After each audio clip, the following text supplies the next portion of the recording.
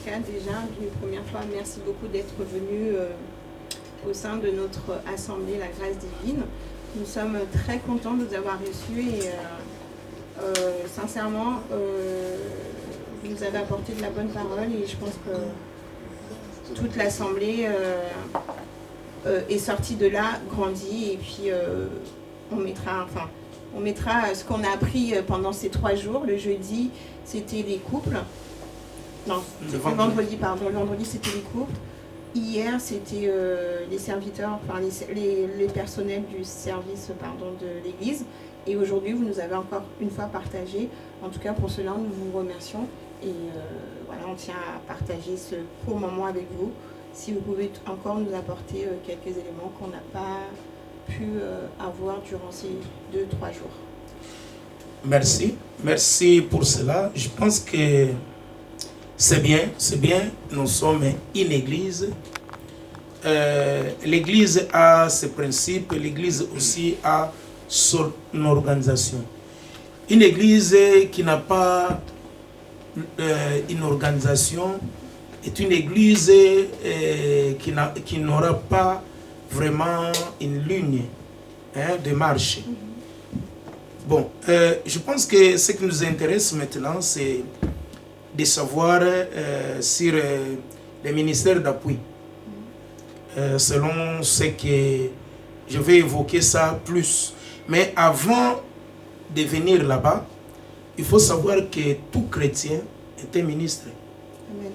Tout chrétien était ministre. Pourquoi? Parce que nous sommes censés à présenter Dieu là où Dieu n'est pas. Parce que si vous voyez dans Matthieu 28, on nous parle d'aller. On ne parle pas tout simplement à ceux qui ont les dons de Christ. C'est-à-dire les apôtres, les évangélistes, mais on parle de tout le monde. Et puis la Bible aussi nous parle que notre corps est le temple du Saint-Esprit. C'est-à-dire nous avons Dieu à nous. Nous allons l'amener partout où nous allons.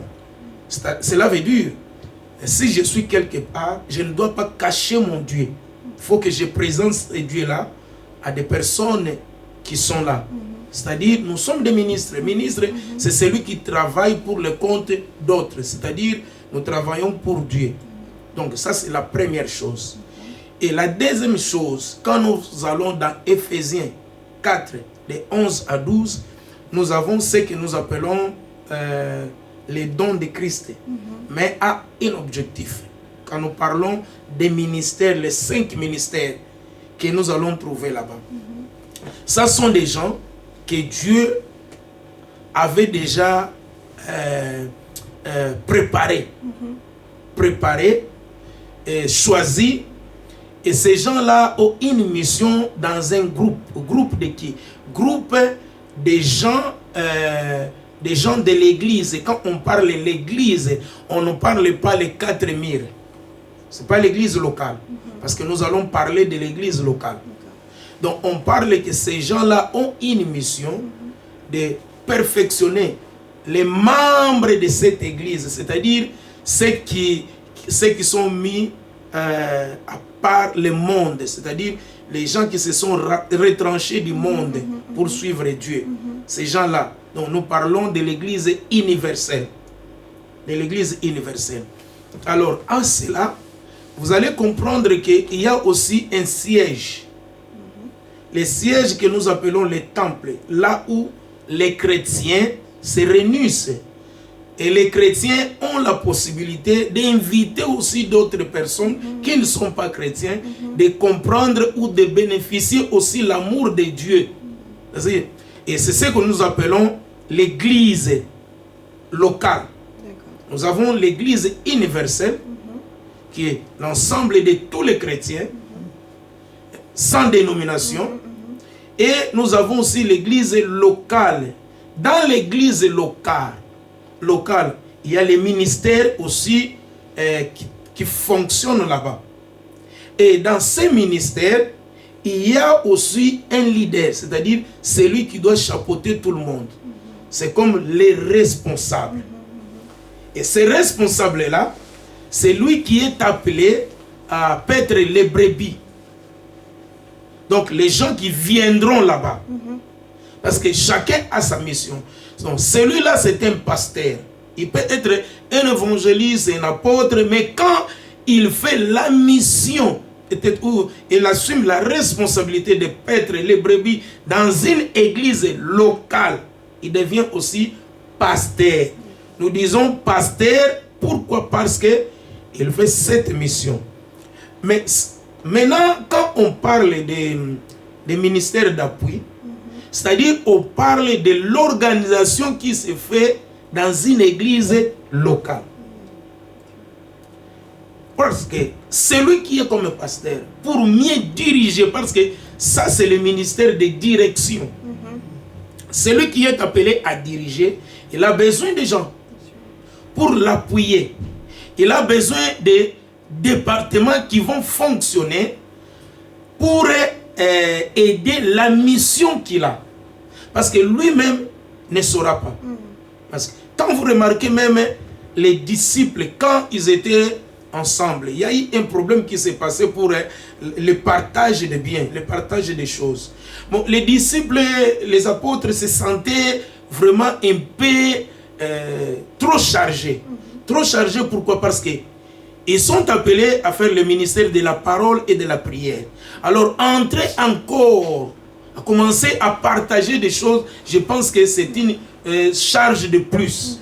Alors, ils ont décidé d'installer les diacres selon les critères pour les aider à faire bien le ministère. Et ils restent au ministère de la parole et la prière. Voyez. Directement, nous voyons que le diaconat est un département d'appui ou bien ministère d'appui. Pourquoi? Pour ne pas donner une lourde charge à celui qui dirige de faire ça, de faire ça, de faire ça. Alors, il faut qu'il y ait des ministères d'appui. Alors, ces ministères d'appui est installé ou bien est créé, ou bien sont créés par rapport à la mission et aux besoins de l'église. Donc, on ne peut pas dire que parce que cette église a 5 départements, nous aussi nous allons faire 5 départements. Non, ça ne fonctionne pas comme ça. Comme ça, vous copiez la chose qui n'est pas la vôtre. Est-ce que vous comprenez? Alors, il faut que l'église voit quel est le besoin que l'église a. Où est-ce que nous sentons la difficulté, ou la direction, ou le pasteur n'arrive pas peut-être à faire bien son travail parce qu'il y a encore une autre chose qui s'ajoute. Et la chose qui s'ajoute, il faut remplacer une personne. Et quand on remplace une personne, c'est cette personne-là qui doit assumer maintenant la responsabilité de ce département. Et vous allez comprendre, parce qu'il assume la responsabilité de ce département, à ce moment-là, la personne facilite la tâche du pasteur et la personne doit travailler en connivence avec le pasteur qui a la vision, qui a l'orientation, et c'est tout simplement pour lui faciliter. Raison à laquelle j'ai donné l'exemple des nombres 11. Hein? Quand vous prenez le nombre 11, je ne sais pas si nous pouvons lire ça. Vous avez votre Bible.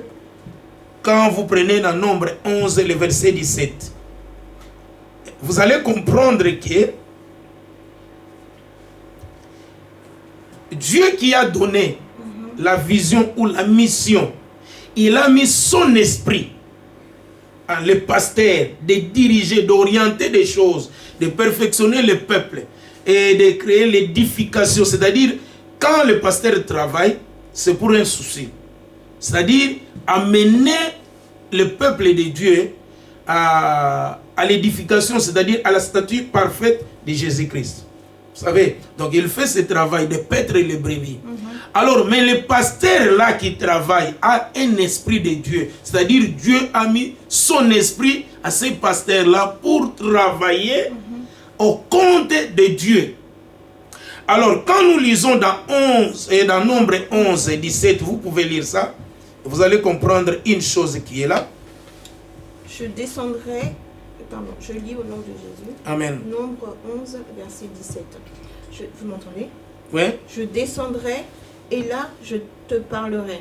Je prendrai de l'esprit qui est sur toi et je le mettrai sur eux, afin qu'ils portent avec toi la charge du peuple et que tu ne la portes pas à toi seul. Écoutez, Dieu a donné une charge aux dirigeants de l'Église. Cette charge est par rapport à la vision que Dieu a donnée aux dirigeants, c'est-à-dire qui est le pasteur. Maintenant, l'Esprit de Dieu est dans ce pasteur-là. Maintenant, parce que la charge, une autre charge vient, une responsabilité, on voit que c'est nécessaire qu'il y ait quelque chose qui peut appuyer l'homme de Dieu ou le pasteur dans l'église locale. On parle de l'église locale. Alors, il faut qu'on crée un département. Celui qui doit diriger ce département, ça ne sera pas une personne qui vient avec sa vision.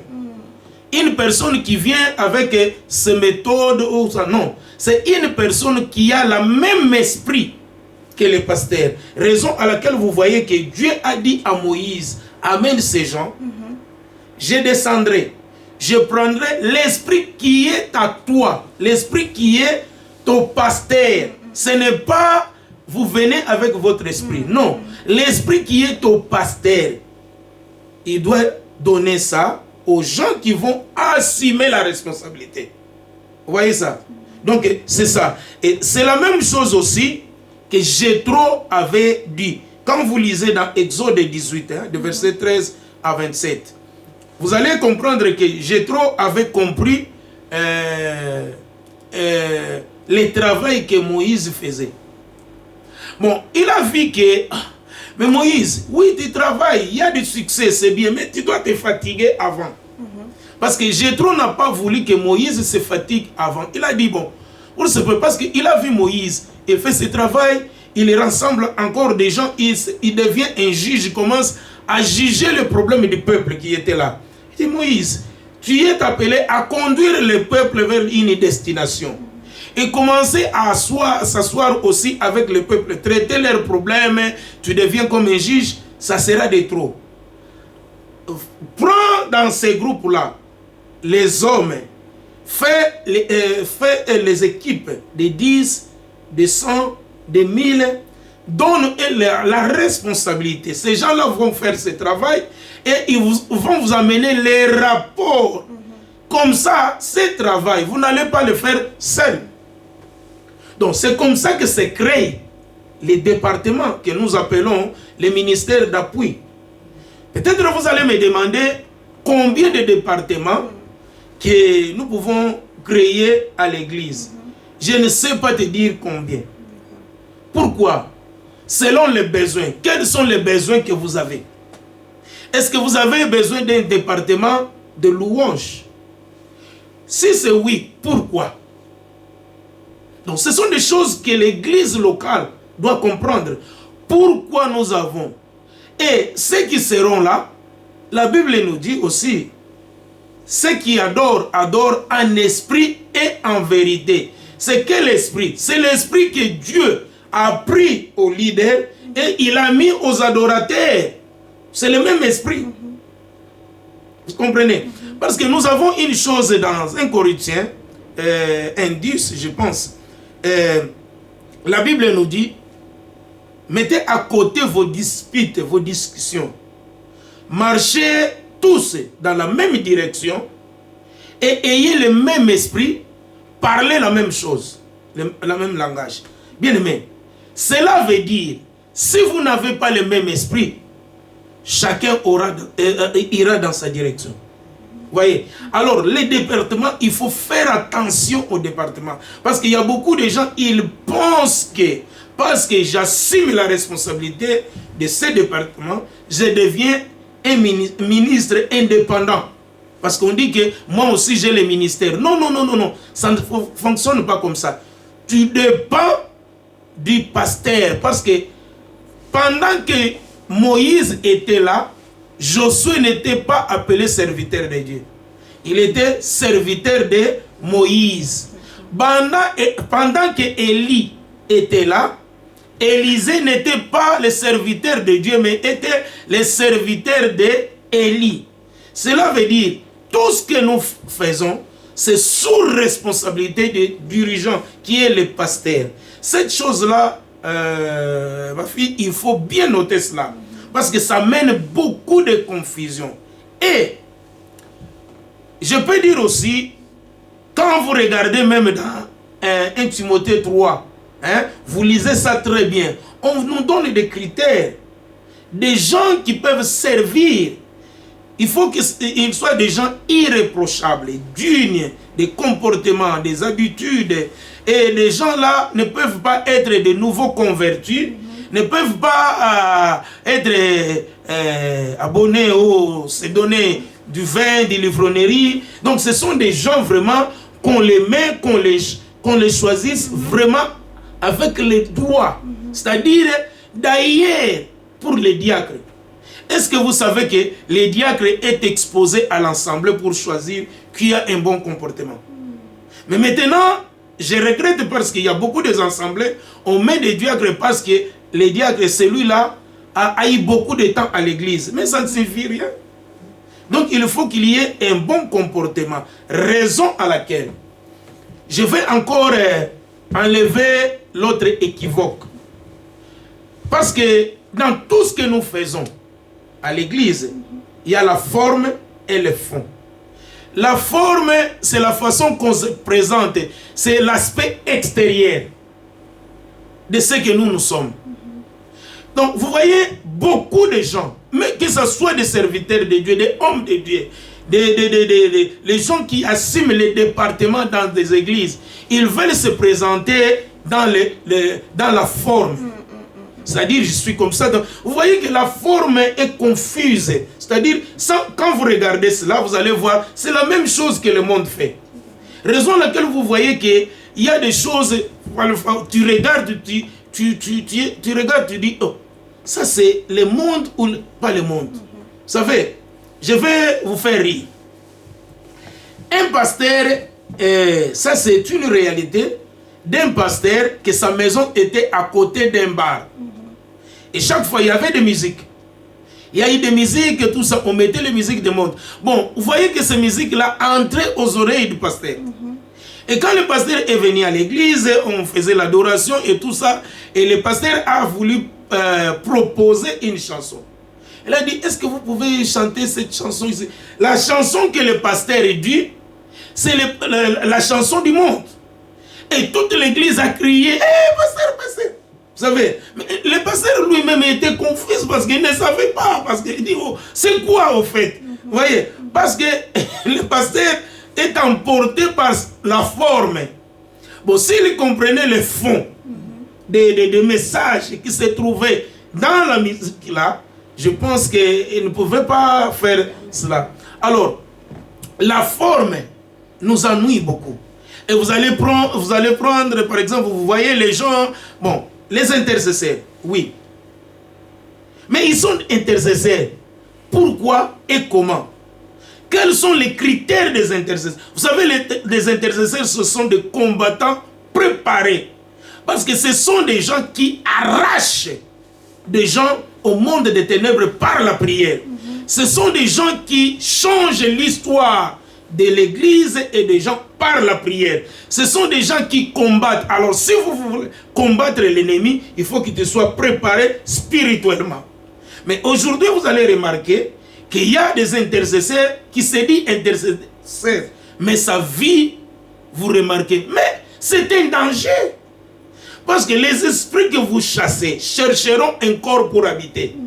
Et directement, ces esprits-là entrent dans la vie des intercesseurs et l'église locale, maintenant, aura aussi beaucoup de problèmes.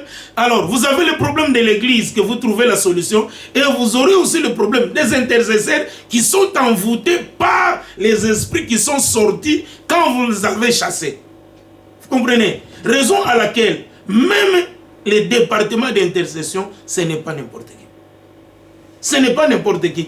Que ce soit les départements comment est-ce qu'on appelle? Ceux qui reçoivent des gens, des protocoles. Ce n'est pas n'importe qui. Parce que ce sont des gens qui reçoivent tout à la porte. Même les glissaires, même les gens qui viennent pour vous tenter. La première personne de recevoir cette personne, c'est le protocole. Mais si le protocole n'est pas préparé, il doit envoûter le protocole. Et quand il envoûte le protocole, c'est le problème de l'église. Est-ce que vous comprenez cela? Donc, raison à laquelle ça sera difficile de dire combien de départements. Non, quelle est la qualité des départements que nous avons? Et si je peux me permettre, dans ces départements, quel est le département qu'une église est censée avoir? Bon, j'ai dit ceci. Commençons tout d'abord. L'église est une entité spirituelle. Nous avons besoin de la présence de Dieu. Dieu qui habite en nous, il faut qu'il soit manifesté dans la salle ou dans le local que nous sommes. Moi, quand j'ai commencé le ministère au Portugal, j'ai loué une salle de cinéma. Dans cette salle de cinéma, quand nous sortons, ce n'est plus encore une église. Mais quand nous venons, c'est une église. Cela veut dire, nous venons avec notre Jésus. Alors, cela veut dire, il faut voir tout d'abord la chose ou les départements qui sont essentiels pour amener la présence de Dieu.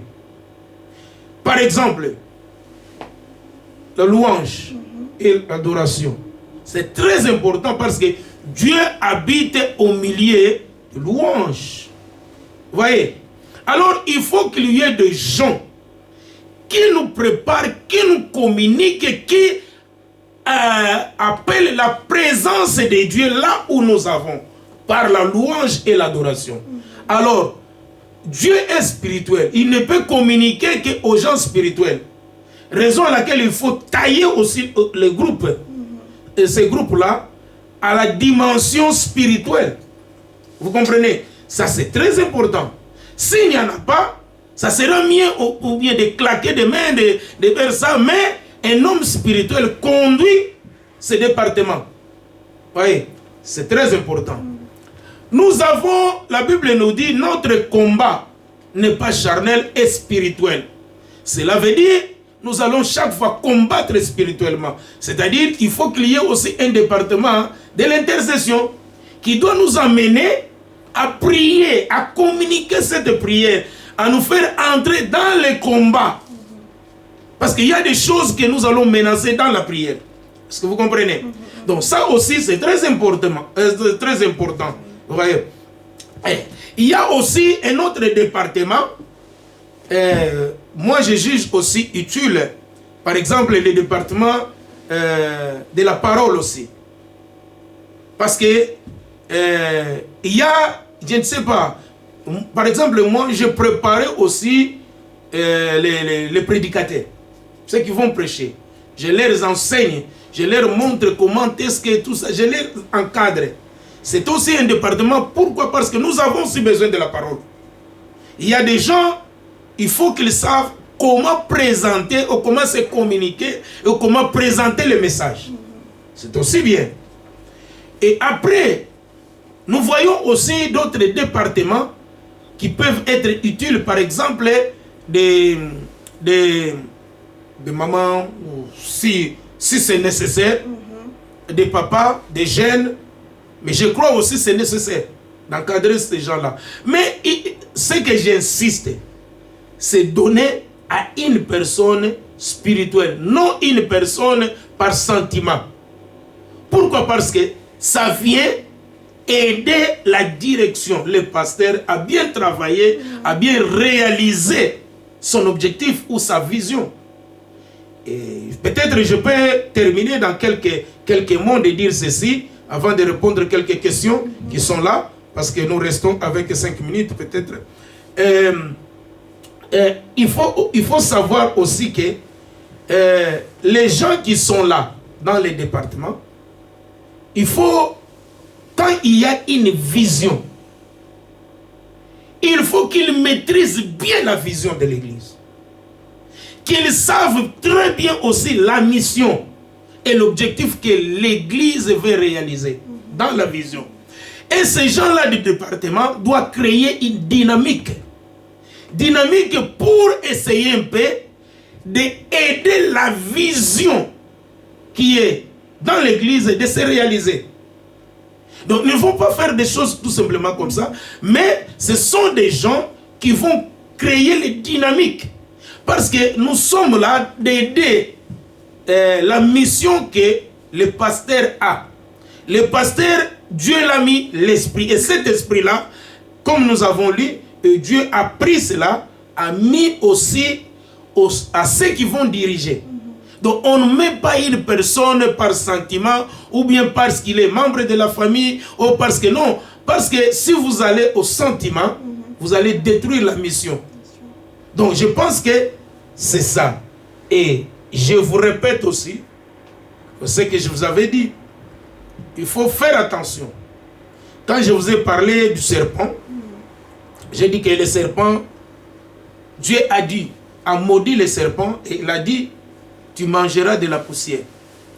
Bien aimé, il y a beaucoup de gens qui se confondent à cela. Et il y a des fois, nous prenons des choses, nous laissons tout simplement comme ça, nous disons que ça doit se réaliser et tout ça. Quand nous prenons la parole de Dieu dans beaucoup de choses, par exemple, nous avons dans Genèse. Genèse, Dieu a créé l'homme. Et quand il a créé l'homme, il a formé la poussière. Mais la poussière a eu la forme de l'homme. Mais dans la pensée de Dieu, était de faire l'homme à son image, qu'il se ressemble à eux. Dieu est esprit. Normalement, Dieu devrait créer un homme spirituel. Et cette partie est accomplie quand Dieu a soufflé aux narines de l'homme. À ce moment-là, l'âme devient une âme vivante. Maintenant, quand Dieu parle au serpent que tu dois ramper dans ton ventre et tu mangeras de la poussière. Mais on n'a jamais vu les serpents manger de la poussière. Alors, cela s'explique parce que Dieu ne se contredit pas. Cela explique que vous voyez la personne que j'ai fabriquée par la poussière, qui n'a pas mon esprit. Parce que avant de souffler, la personne était une poussière. Raison à laquelle vous comprenez, la Bible dit, vous êtes tiré à la poussière, vous rentrez à la poussière. C'est-à-dire, donc, l'âme restera pour être jugée, mais le corps va. C'est-à-dire, on voit le corps qui fait contact avec le monde. C'est-à-dire, quand Dieu parle cela, il parle de la personne qui n'a pas Dieu.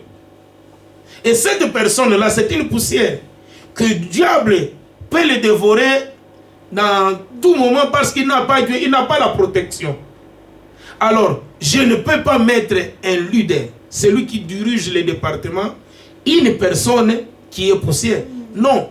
Raison à laquelle je suis appelé à la loupe de voir qui est qui fait quoi. Ça, c'est le fond. Le fond, c'est ce qui contient les leaders. Raison à laquelle vous voyez que Timothée aussi dit, Paul disait ça à Timothée, qu'il faut être comme ça, il faut être comme ça, il faut faire attention. Alors, si je tarde, il faut se souvenir la colonne et l'appui de la vérité, c'est-à-dire comment est-ce que vous pouvez vous poser et être confiant, avoir la foi, de ne pas se laisser.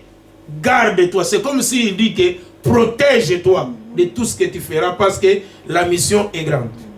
Donc, je pense que je ne sais pas si j'ai fait quelque chose qui peut vous satisfaire.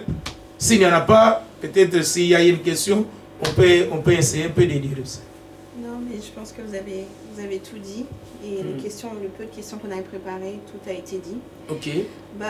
Ce que je peux vous dire, merci. Déjà, vous, par rapport à notre accueil, par rapport à notre assemblée, que pensez-vous? Si vous avez des conseils à nous donner, voilà, on prend tout ce qui est à prendre. C'est que Dieu m'a dit.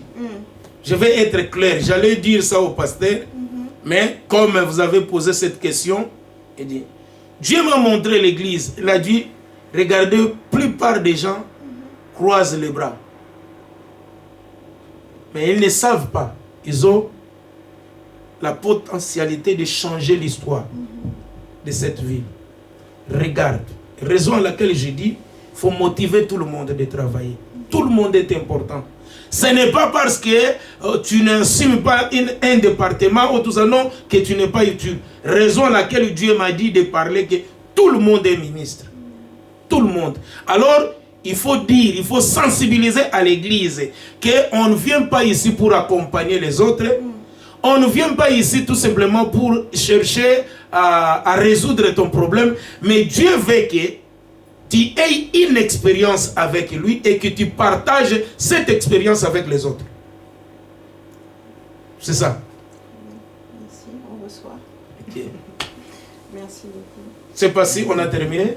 Oui, on va s'arrêter là. Il y a toujours des questions, on peut toujours parler, mais en tout cas, c'était un plaisir de vous recevoir. Et on espère vous recevoir encore bientôt pour partager d'autres... Ça, cela dépend de vos prières et de comment Dieu doit exaucer vos prières. Amen. Donc, continuez à prier.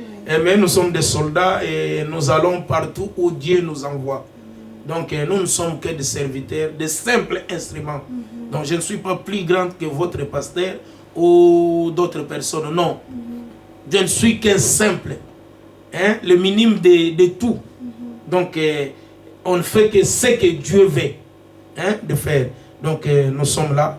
Et nous aussi, nous disons merci. Merci de votre disponibilité.